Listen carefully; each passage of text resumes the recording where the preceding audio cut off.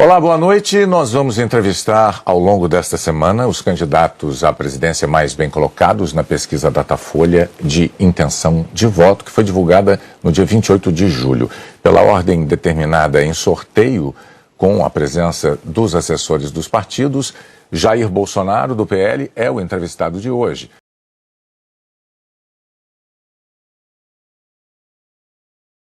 Minuto para as considerações finais. Candidato Bolsonaro, boa noite. Obrigada pela presença. Eu agradeço também a sua presença, candidato, e o tempo começa a ser contado a partir de agora. Nós vamos começar a entrevista com um assunto que tem mobilizado os brasileiros. O senhor tem xingado ministros do Supremo Tribunal Federal, tem feito ataques sem prova nenhuma ao sistema eleitoral brasileiro. O senhor chegou, inclusive, a ameaçar não ter eleição no Brasil, como se coubesse ao senhor decidir uma coisa dessas. Candidato, com franqueza, o que é que o senhor pretende, ou o que é que o senhor pretendeu com isso? O senhor pretendeu, por acaso, criar um ambiente que, de alguma forma, permitisse um golpe, contra o qual, inclusive, a sociedade civil se manifestou agora com a divulgação de 2 manifestos ou outros manifestos em defesa da democracia? Primeiro, você não está falando a verdade quando fala xingar ministros.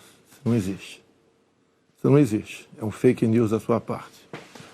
Outra coisa, eu quero é transparência nas eleições. Vocês, com toda certeza, não leram o inquérito de 2018 da Polícia Federal, que inclusive está inconcluso. E aquela pergunta que eu sempre faço: se você pode botar uma tranca a mais na sua casa para evitar que ela seja assaltada, você vai fazer ou não? Então esse é o objetivo disso que eu tenho falado sobre o Tribunal Superior Eleitoral. E outra coisa, em 2014 tivemos eleições, no segundo turno o PSDB duvidou da lisura das eleições e contratou uma auditoria. E a conclusão da auditoria do PSDB, que as urnas são inauditáveis. E só para ficar bem tranquilo aqui, mano, 2018, houve uma denúncia de fraude e a senhora Rosa Weber determinou que fosse aberto um inquérito pela Polícia Federal para apurar a fraude. Que, obviamente, se houve fraude, eu ganhei, quem fraudou seria eu. A PF começou a apuração. E quem informou o que eu vou te falar aqui para a PF foi o Tribunal Superior Eleitoral. Numa das partes do inquérito está assinado pelo chefe do TI do TSE que hackers ficaram por 8 meses dentro do TSE, inclusive com a senha de um ministro, de nome Banhos, além de senha de outros 5 servidores. Imediatamente a Polícia Federal pediu os logs, as impressões digitais do que ocorreu nas eleições de 2018. O TSE podia ter informado no mesmo dia, mas 7 meses depois, o TSE informou que os logs haviam sido apagados.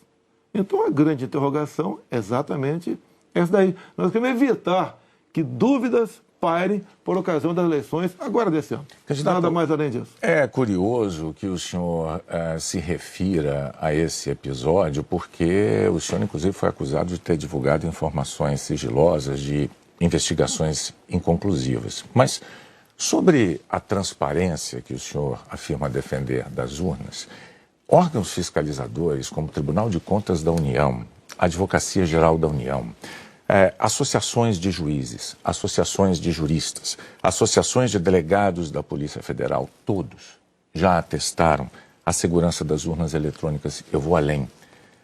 A transparência e a segurança das urnas eletrônicas tem sido motivo de orgulho da maioria da população brasileira. Agora, o senhor começou a sua resposta afirmando que eu tinha cometido fake news. Em nome da verdade, candidato, o senhor xingou ministro do Supremo de canalha. O senhor fez isso com o microfone. Então, e ele vinha fazendo contra mim. Mas, candidato, eu lhe perguntei qual era o seu propósito. Lembra a pergunta que eu fiz ao senhor? Qual era o seu propósito? Falou ministro. Foi um ministro específico. Senhor. Tá ok? Tá refeita aqui a dúvida? Mas não, é que o senhor disse que eu cometi fake news. Só para esclarecer, a pergunta que eu lhe fiz é: qual era o seu propósito ao xingar um ministro de canalha e ameaçar não permitir que as eleições fossem realizadas, se isso não lhe compete fazer. Não é uma atribuição do presidente da República, é uma atribuição constitucional, candidato. Quem vem sendo perseguido o tempo todo por um ministro supremo sou eu. Um inquérito completamente ilegal. E as medidas que vinham sendo tomadas por esse ministro eram contestadas. Lá atrás, inclusive, a procuradora Raquel Dodge deu um parecer para que esse inquérito deixasse de existir. E continua existindo. A temperatura subiu. Hoje em dia, pelo que tudo indica, está pacificado. Espero que seja uma página virada. Até você deve ter visto, por ocasião da posse do senhor Alexandre de Moraes, um certo contato amistoso nosso lá. E pelo que tudo indica, está pacificado. E quem vai decidir essa questão de transparência ou não serão, em parte, as Forças Armadas que foram convidadas a participar da Comissão de Transparência Eleitoral. As Forças Armadas são uma das partes, né, desse grupo que analisa a segurança. A grande questão não é nem a presença das Forças Armadas, candidato. A grande questão que se dá é que o senhor se coloca como patrono das Forças Armadas e a forma como o senhor ataca o sistema eleitoral é que causa ruído e que causa uma certa intranquilidade no ambiente eleitoral. Teremos eleições, o ministro Alexandre de Moraes acabou de assumir. Amanhã ele tem um encontro, pelo que me parece, um encontro com o ministro da Defesa para tratar desse assunto sobre transparência eleitoral. Eu tenho certeza que o ministro Alexandre de Moraes vai conversar e chegar a bom termo essa questão de eleições. Agora, precisei provocar para que chegasse a esse ponto. Pode ter certeza que vão ter eleições limpas e transparência no corrente ano. O senhor costuma dizer que defende tratar desse assunto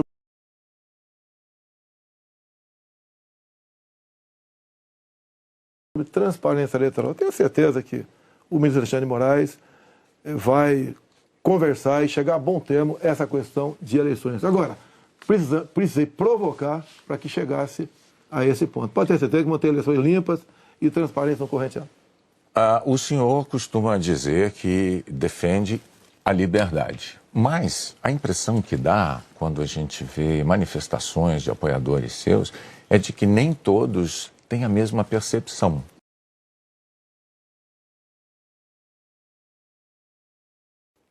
Tirar a intranquilidade desse momento eleitoral do Brasil. O senhor não quer aproveitar essa oportunidade diante de milhões de brasileiros para assumir um compromisso eloquente de que vai respeitar o resultado das urnas, seja ele qual for? Seja qual for, eleições limpas devem e têm que ser respeitadas. O senhor vai respeitar... Limpas e transparentes têm que ser respeitadas. Está atestado que as eleições brasileiras são limpas e são transparentes e que as urnas são auditáveis. Isto posto, eu lhe pergunto mais uma vez. O senhor vai assumir um compromisso diante de milhões de brasileiros de respeitar o resultado das urnas e estimular os seus seguidores a fazer o mesmo, candidato? Serão respeitados os resultados das urnas desde que as eleições sejam limpas e transparentes. Como você disse que são auditáveis, em 2014 não aconteceu isso. Mas tudo bem. Vamos botar um ponto final nisso? O senhor vai botar um ponto final? Está resolvido. Ponto final. Vamos para outra pergunta, outro assunto. Então, vamos respeitar os resultados. Nós temos uma declaração importante do candidato Bolsonaro assumindo publicamente o respeito ao resultado das urnas de outubro. Renata. Pandemia, candidato. Claro. Nos momentos mais dramáticos, o senhor imitou pacientes de Covid com falta de ar. Sobre as mortes, o senhor disse, e daí? Eu não sou coveiro? O senhor estimulou o uso e usou dinheiro público para comprar medicamento comprovadamente ineficaz contra a Covid. O senhor desestimulou a vacinação. O senhor não teme ser responsabilizado, senão pelos eleitores, pela história? Olha, nós compramos mais de 500 milhões de doses de vacina. Só não se vacinou quem não quis. Eu acho que vocês dois se vacinaram. Comprada por mim. E em tempo bem mais rápido que outros países, que isso não tinha no mercado.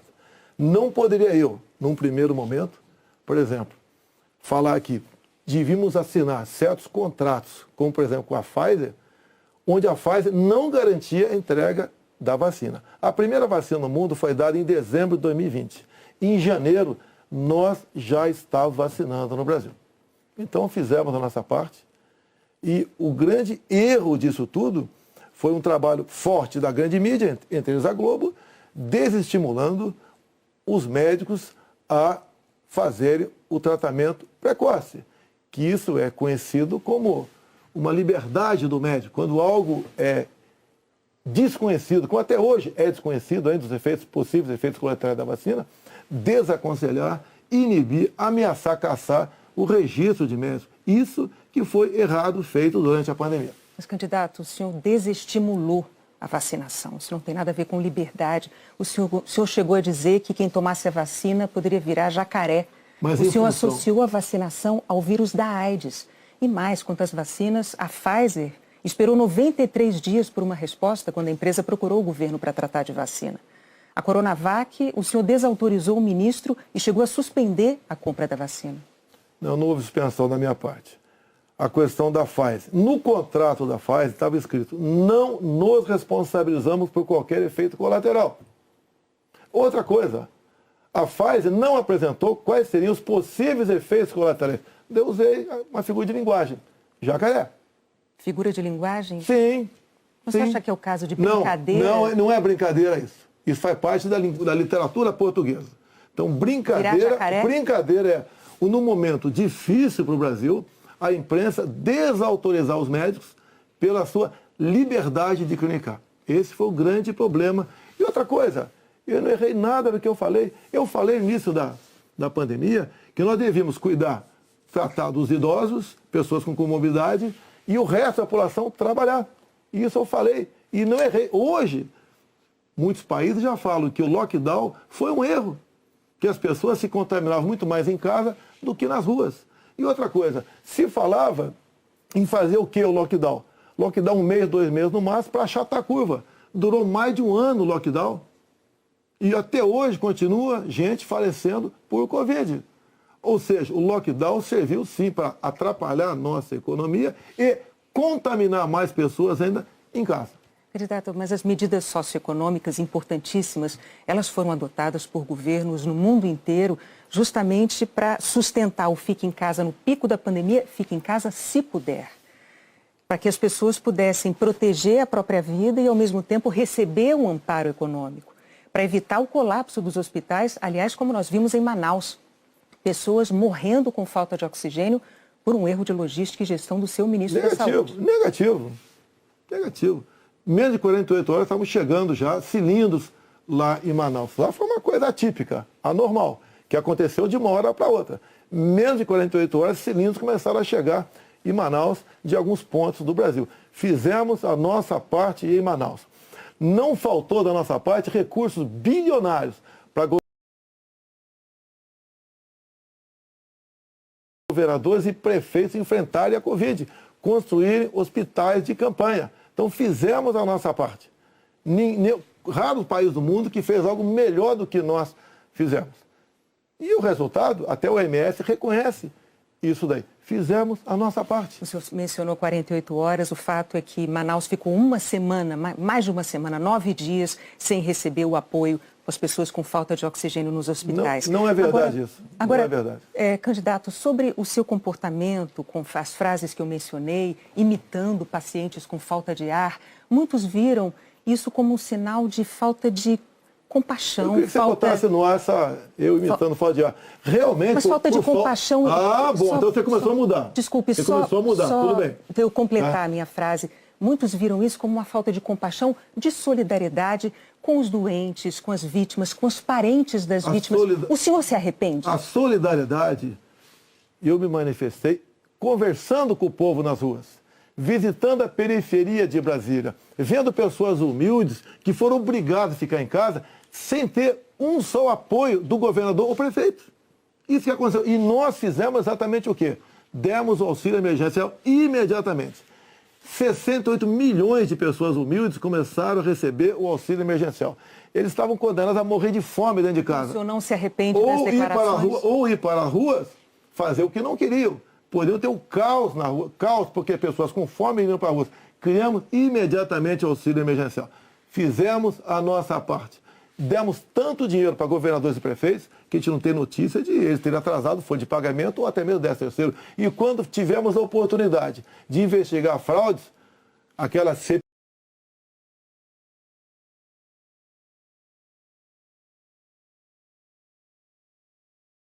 elas a morrer de fome dentro de casa. O senhor não se arrepende das declarações? Ou ir para as ruas, fazer o que não queriam. Poderiam ter o caos na rua, caos porque pessoas com fome iriam para as ruas. Criamos imediatamente o auxílio emergencial. Fizemos a nossa parte. Demos tanto dinheiro para governadores e prefeitos que a gente não tem notícia de eles terem atrasado folha de pagamento ou até mesmo 13º. E quando tivemos a oportunidade de investigar fraudes, aquela CPI do circo feita por Renan Calheiros, Omar Aziz e Randolfo Rodrigues, não quiseram investigar os desvios de recursos enviados para 9 governadores do Nordeste. Fizemos a nossa parte e tratei com muita seriedade essa questão. Agora, não adotei o politicamente correto. Não estimulei. Inclusive, o que eu falei é que quando foi decidido o que era essencial, o trabalho essencial, eu falei, deve ser todo aquele necessário para o homem ou a mulher levar o pão para dentro de casa. A própria MS concordou comigo nessa questão. Então o senhor chama isso de politicamente incorreto? O senhor não se arrepende do seu comportamento, das frases que fez, imitando pessoas com falta de ar, como solidariedade com as famílias que sofreram? Você acabou de falar que eu não imitei falta de ar e voltou a falar em falta de ar novamente. Você voltou a falar em falta de ar novamente. 700 mil mortos. A minha pergunta é muito específica. O senhor se arrepende disso? Lamento as mortes. Não tem que não perder um parente, um amigo. Lamento as mortes. R$1,90 está em mais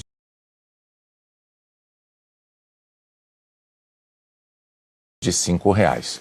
É verdade que tudo isso se deu num cenário de pandemia e num cenário também de guerra na Ucrânia. Ocorre que esse cenário não mudou, não é? A pandemia não acabou, infelizmente, e a guerra da Ucrânia é uma realidade ainda. Pergunto, candidato, qual é o seu plano, uma vez reeleito, para cumprir num segundo mandato as promessas que o senhor fez em 2018 para a economia? Primeiro, as promessas foram frustradas pela pandemia, por uma seca enorme.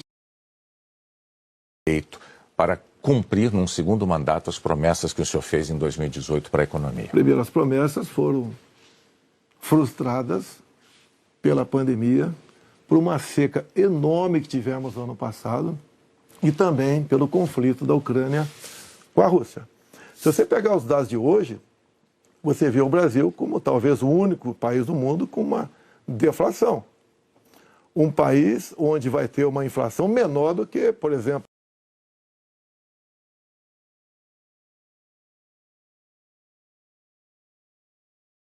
a modernização das NRs, das normas regulamentadoras. Milhares de normas nós deixamos de lado, nós revogamos. Então, a grande reforma da economia foi feita, a grande vacina foi feita em 2019, que fez com que nós pudéssemos suportar 2020. Nós pegamos 2020 e 2021 e tivemos um saldo positivo de quase 3 milhões de empregos no Brasil. Diferente de 2014 e 2015, que tivemos uma perda de quase 3 milhões de empregos no Brasil.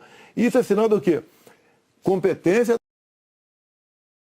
para a nossa safra agora, desse segundo semestre. Não, isso é importante. Não. Isso garantiu o quê? A segurança alimentar do nosso Brasil e do mundo. Só para concluir, então, num segundo mandato, o senhor daria sequência aos planos que foram estabelecidos e desenvolvidos no primeiro plano. Bonner, você pode ver, Bonner, nós somos o 7º país mais digitalizado do mundo. Tá? Nós fizemos muita coisa no Brasil, atendemos realmente a todas as camadas da sociedade. Só agora. O maior número de temas, vamos prosseguir, vou falar sobre meio ambiente. Em 2020, o seu então ministro do Meio Ambiente, Ricardo Salles, disse que era para aproveitar que a imprensa toda estava focada na cobertura da pandemia para ir desregulamentando as leis ambientais, o que ele chamou de passando a boiada. Fato é que, no seu governo, a taxa anual de desmatamento da Amazônia deu um salto, é a maior em 15 anos. O senhor continua apoiando essa política de desregulamentação? Olha, você tem que pensar que na Amazônia você tem quase 30 milhões de habitantes lá. Tem 30 milhões de brasileiros na Amazônia. Primeira preocupação é essa. Outra, qualquer propriedade lá tem que preservar 80% e pode usufruir de 20%. Eu tentei, nos primeiros 2 anos de mandato, fazer a regulação fundiária, para saber, por exemplo, qualquer local desmatado ou com foco de calor, de quem é o CPF daquela propriedade. O presidente da Câmara não colaborou para botar essa proposta avante.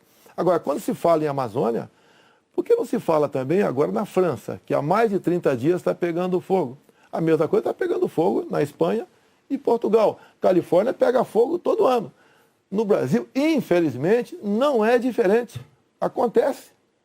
Grande parte disso aí, alguma parte disso aí é criminoso, sei disso. Outra parte não é criminoso. É o ribeirinho que toca fogo ali na sua pequena Uma coisa propriedade. é incêndio natural, outra coisa é o desmatamento. Mas tem incêndio, o Pantanal Sul-Mato-Grossense é comum pegar fogo de forma espontânea. Agora, candidato, a favor das críticas dos especialistas à sua política ambiental, tem os números. No seu governo, a taxa anual de desmatamento da Amazônia saltou de 7.500 km² em 2018 para 13.000 ano passado.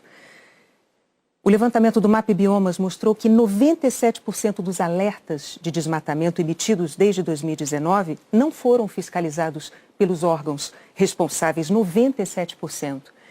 Especialistas dizem que quando o senhor desautoriza, por exemplo, a destruição de equipamentos pelos órgãos fiscalizadores ou quando o senhor desmonta órgãos como o IBAMA, o senhor está passando uma mensagem de incentivo a quem desmata ou ao garimpo ilegal. Primeira coisa, a destruição, como dá em lei, é se você não puder retirar o equipamento daquele local. O que vinha acontecendo, e ainda vem, infelizmente, é que o material pode ser retirado do local, porque se chegou lá, pode ser retirado. E há o abuso de uma parte. E como eu disse para você, tem abuso locais... de qual parte? Tem locais na Amazônia ali que é permitido. Mas desculpa, eu não entendi. Abuso de qual parte do órgão fiscalizador? Sim, por parte do IBAMA. Sim. Por que, candidato? O que seria um Mas abuso o seguinte, do IBAMA o que diz a lei? na defesa da floresta O que diz a lei? Um trator, por exemplo, você tem que tocar fogo se não puder retirar daquele local.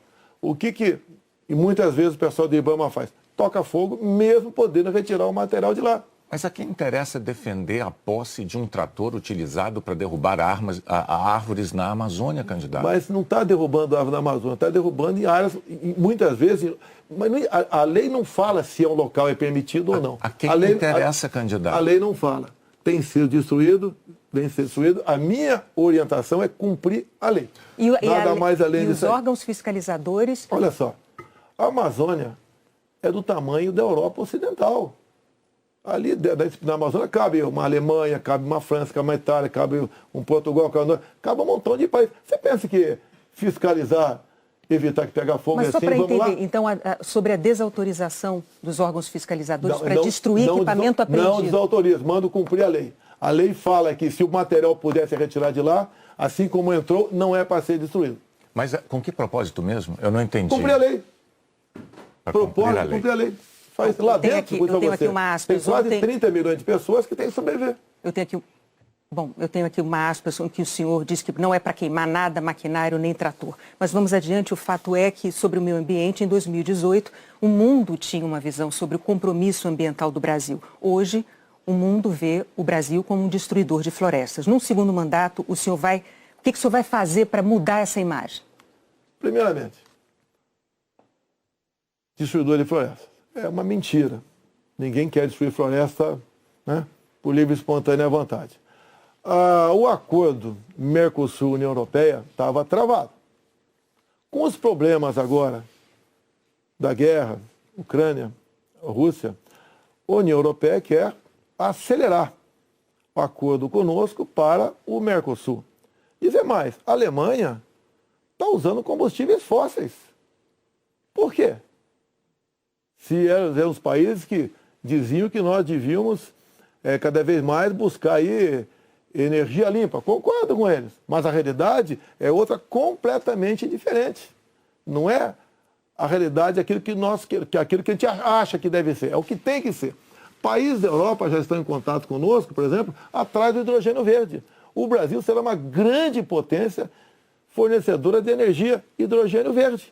Como já temos acertado, né, no limite máximo, temos até o equivalente a 50 Itaipus na costa do Nordeste. E nós vamos exportar esse hidrogênio verde para a Europa toda. Ou seja, o Brasil é um exemplo para o mundo. Quando você pega, está na minha frente por coincidência aqui, por exemplo, as áreas reservadas em países outros para a agricultura, não é pecuária, é agricultura.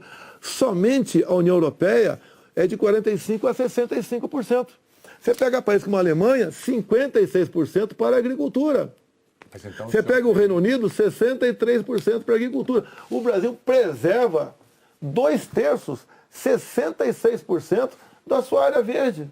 O Brasil não merece ser atacado dessa forma. Vamos falar porque, de no fundo, há um interesse no agronegócio. É deixar o Brasil de lado. Agora, cada vez mais o mundo vê, como a própria presidente do OMC disse há 2 meses, 3 meses atrás, disse o quê? Que o mundo sem o agronegócio do Brasil passa fome. Ou seja, a realidade é isso aí. Vamos ver se o Brasil consegue mudar essa imagem. Vamos tentar mudar, sim. Bom, vamos falar de política agora, que fala. candidato. Muito importante isso agora. Está também nas atenções por motivos claros. Em 2018, o senhor, candidato à presidência, o senhor se apresentava como o candidato da antipolítica e o candidato contra o Centrão. Na convenção do seu partido, o general Heleno chegou a cantar se gritar, pega Centrão, não fica um, trocando a palavra ladrão por Centrão, etc. Isso ficou muito famoso. Hoje, a verdade é que o Centrão, ele é a base do seu governo. Na semana passada, quando o senhor estava saindo lá do Palácio da Alvorada, inclusive o senhor enfrentou lá um incidente com aquele youtuber que foi cobrar do senhor essa aliança do seu governo com o Centrão. Eu pergunto, por que eleitores como aquele, que se sentem traídos pelo senhor, acreditariam nas suas promessas de agora? Você está me estimulando a ser ditador. Eu, candidato? Você. Porque o Centrão são mais ou menos 300 parlamentares. Se eu deixar de lado, eu vou governar com quem? Não vou governar com o parlamento. Então você está me estimulando a ser um ditador. São 513 deputados. 300 são de partidos de centro, pejorativamente chamados de Centrão. O lado de lá, os 200 que sobram, é o pessoal do PT, PCdoB, PSOL, Rede. Não dá para você conversar com eles. Até eles não teriam número suficiente para aprovar sequer um projeto de lei comum. Então, os partidos de centro fazem parte, em grande parte, da base do governo, para que nós possamos avançar em reformas, como temos avançado em muitas coisas. Como, por exemplo, através do Centrão, nós conseguimos o Auxílio Brasil de R$600 para 20 milhões de famílias. Dá para imaginar isso? E olha só, os partidos de esquerda votaram contra o parcelamento dos precatórios, que era condição para a gente dar lá atrás R$400 de Auxílio Brasil para esses mais necessitados. Então o PT votou contra o Auxílio Brasil de 400. Não, votou contra a questão dos precatórios. Do parcelamento, que sem parcelamento você não tem como conseguir recurso no orçamento para pagar os 400. Assim como agora o PT também votou contra, tá? Ou melhor, discursou contra os R$600 e votou favorável.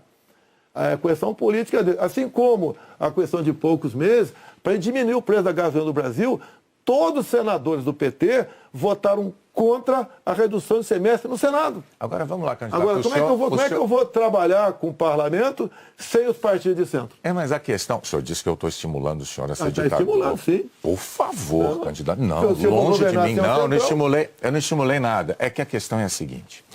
Em 2018, o senhor chegou a dizer, até com propriedade, que governos anteriores tinham feito alianças com o Centrão.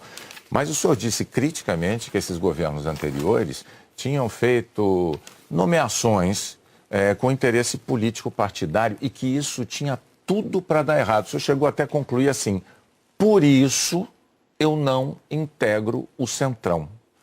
Mas recentemente, há dias, o senhor, com muita naturalidade, disse assim, eu sempre fui do Centrão, eu vim do Centrão. Aí eu tenho que perguntar ao candidato, em nome da clareza para os eleitores, em qual dessas duas afirmações o eleitor deve acreditar? O senhor sempre foi do Centrão? Ou o senhor, como disse em 2018, diz, eu nunca fui do Centrão por esse motivo? No meu tempo não era Centrão, não existia Centrão. Como assim? No meu tempo, esses partidos que eu já integrei, não eram tidos como partido do Centrão. Agora, o importante, Boni, o importante. Nós estamos num governo sem corrupção. Eu indiquei ministros pelo critério técnico. Eu não aceitei pressões de lugar nenhum para escalar ministros. Qual governo teria o ministro padrão Tarcísio de Freitas na infraestrutura? Padrão Marcos Pontes na ciência e tecnologia? Padrão a Tereza Cristina na agricultura. Padrão Gilson Machado no turismo, uma pessoa desconhecida até chegar no meu governo. Padrão Onick Lorenzoni, que eu considero como um coringa meu. Padrão Braga Neto, que esteve na defesa. Ou seja, padrão Salles, uma pessoa excepcional. Padrão atualmente, o ministro Juca, do Meio Ambiente. Então essas pessoas é que deram um impulsionamento ao governo. Estamos governando com competência e sem corrupção, porque não tem indicação política para esse ministério. Vários ministros, então, aproveitando a deixa, eu vou falar de um tema importantíssimo para o futuro do Brasil, que é a educação. No seu governo, o senhor indicou 5 ministros diferentes. Um deles caiu justamente por um escândalo de ter beneficiado pastores com dinheiro da educação e diz que foi a seu pedido no caso de um dos pastores. Qual é a dificuldade de escolher um bom ministro da educação? Por muitas vezes, depois que a pessoa chega, a gente vê que ela não leva jeito para aquilo. Não foi só da educação. Ele teve acusação. Ele teve morte de prisão. Ele foi preso, inclusive. Agora, conseguiu o habeas corpus logo em seguida. Agora, fiquei sabendo depois, né? Que o Ministério Público do DF foi contra a prisão dele. Agora, veja só... Foi contra a prisão dele. Por quê? Não tinha nada contra ele. Se tiver hoje em dia, é outra história. Até aquele momento não tinha nada. A questão de ter 2 pastores, um que está no gabinete dele, qual é o problema? Agora, se ele faz besteira, e se essa pessoa... Agora, nós começamos a investigar o caso dos pastores. Não foi a Polícia Federal. Nós começamos a investigar com a CGU. Agora, só na área da educação, o primeiro-ministro escolhido pelo senhor caiu depois de 3 meses porque, por causa de um escândalo, pediu que professores gravassem slogans de campanha seu. O segundo ministro praticamente fugiu do Brasil depois de ter insultado ministros do Supremo. O terceiro ministro nem chegou a assumir porque maquiou o próprio currículo. O 4º ministro envolvido num escândalo de corrupção. Quais são os critérios que o senhor usa para escolher um ministro de uma área tão vital para o futuro do país? As pessoas se revelam quando chegam. Atualmente, eu tenho um excelente ministro da Educação. Acontece, é igual um casamento, muitas vezes. Mas o senhor concorda que essa alta rotatividade prejudica o ideal era não ter vários... O ideal era não ter rotatividade nenhuma, mas acontece. Outros ministros foram trocados também. Bom, por vários motivos. Agora, depois desse escândalo do MEC... que escândalo do MEC, Bonner? A saída do ministro... Mas a saída é escândalo, MEC? Não é escandaloso, candidato, sim. Um ministro destinar dinheiro da educação para 2 pastores, dizendo que o presidente da República indicou um deles... Cadê o duto cadê o duto do dinheiro vazando ali? Cadê o dinheiro? Candidato, não sabemos. Cadê o dinheiro aparecido? Você não sabe? E está me acusando? Não, está acusando o Milton por isso? O senhor tem todo o direito de achar que não foi um escândalo. Nós vamos adiante. Depois do caso do ministro Milton Ribeiro no MEC, o senhor atenuou um pouco o seu discurso de que não havia corrupção no seu governo. Antes não tinha corrupção. Hoje, o senhor diz que os casos pipocam. Os casos pipocam de corrupção no seu governo. Bom, ao mesmo tempo, vão se acumulando denúncias de interferências suas na Polícia Federal, que é um órgão de Estado, não é um órgão de governo, e um órgão de Estado que o senhor prometeu prestigiar. Como é que o senhor explica para o eleitor essa mudança da sua postura da eleição de 2018 para cá, candidato? Primeiramente, quem me acusou de interferência na PF foi o ex-ministro Sérgio Moro. Falou que a prova da interferência estava numa sessão reservada nossa. Bem, eu não queria, a sessão foi gravada, eu não tinha obrigação de entregar ali a fita. O senhor teve 4 diretores gerais da Polícia Federal e a cada eu não mudança... tinha obrigação de entregar a fita. Entreguei a fita. Foi revelado, até com muitos palavrões na reunião de ministros. Não acharam nada. O que acontece? Eu, quando entrego o ministério para alguém, eu dou o ministério para aquela pessoa agir. Tá? A Polícia Federal, com a saída do Sérgio Moro, melhorou e muito na apreensão de drogas, na apreensão de numerários, tá? Em operações, melhorou muito. Em armamento, melhorou. E as pessoas vão mudando. Por exemplo, quando o André Mendonça saiu, porque ele foi para o Supremo Tribunal Federal, eu não considero uma saída da parte dele. Atualmente, temos um delegado da Polícia Federal à frente do Ministério da Justiça. Agora, ninguém comanda a PF, Bonner.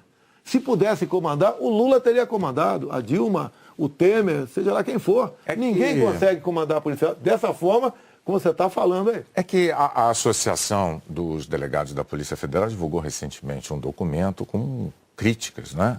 Eles afirmaram que o senhor e a sua equipe de governo trouxeram desgaste, eu estou lendo aqui os termos dele, trouxeram desgaste à imagem da instituição Polícia Federal e também prejuízos para os policiais federais. E que falas suas, candidato, jogaram desconfianças sobre a autonomia e sobre a imparcialidade da Polícia Federal, que goza de autonomia já há alguns anos, como ninguém poderia negar. Qual é a sua posição, então, diante de um documento com uma queixa, uma acusação como essa da Associação Nacional dos Delegados? Então, primeiro, acabar de confirmar que não tem interferência, porque gosta de autonomia. Outra coisa, peraí, eles acabaram de mostrar para mim que não tem interferência, gosta de autonomia. Eles dizem que, então, eles dizem que o senhor jogou, as suas palavras jogaram desconfianças sobre a autonomia da PF, candidato. Não. Acabaram de falar que eu estou certo, não tem interferência lá. Contrário. Outra coisa, eles queriam uma reestruturação de carreira agora. Eu achei até justo. Mas outras categorias não concordavam com isso, sem serem beneficiadas também. E daí começou um movimento por parte de alguns delegados da PF, contrário à minha posição, que desarma numa nota como essa daí. Eu queria, inclusive, reestruturar a Polícia Rodoviária Federal, que era bem mais fácil, menos onerosa. Os delegados, essa mesma associação, não topou fazer isso aí. Então, aí está uma briga política, salarial, por trás disso. Candidato, o senhor agora tem 1 minuto para suas declarações finais. Pois é, passou rápido. Eu queria ficar algumas horas com vocês aí. Tá? Quando o senhor começar, a gente começa a contar o tempo. Vamos lá. O que eu tenho a falar para a população brasileira? Peguei o Brasil numa situação crítica, na questão ética, moral e econômica. Começamos a trabalhar. Tá? Fizemos muitas reformas em 2019. Infelizmente tivemos a Covid, depois tivemos a guerra lá fora, tá? Tivemos uma seca enorme. E nós fizemos tudo possível para que a população brasileira sofresse o menos possível. Isso nós fizemos. Hoje você nota o preço do combustível caiu assustadoramente, nada de canetada, com um trabalho nosso junto ao Parlamento brasileiro, conseguimos R$600 de Auxílio Brasil para 20 milhões de pessoas mais pobres, conseguimos a transposição do São Francisco, que estava parado desde 2012, levando água para o Nordeste. Nós pacificamos o MST, titulando terras pelo Brasil, e 90% dessa titulação foram para as mulheres. Criamos o PIX, tirando dinheiro de banqueiros, fazendo com que a população pudesse se transformar muitos em pequenos empresários, um PIX sem qualquer taxação em cima do PIX. Anistiamos 99% da dívida de 1 milhão de jovens junto ao FIES. Encerrou? Acabou. Muito obrigado aí, até a próxima. É boa, né? Renato, até a próxima. Candidato, mais uma vez, muito obrigado por ter vindo e por ter prestado esses esclarecimentos ao público telespectador, aos eleitores brasileiros. Nós voltamos ao estúdio do Jornal Nacional.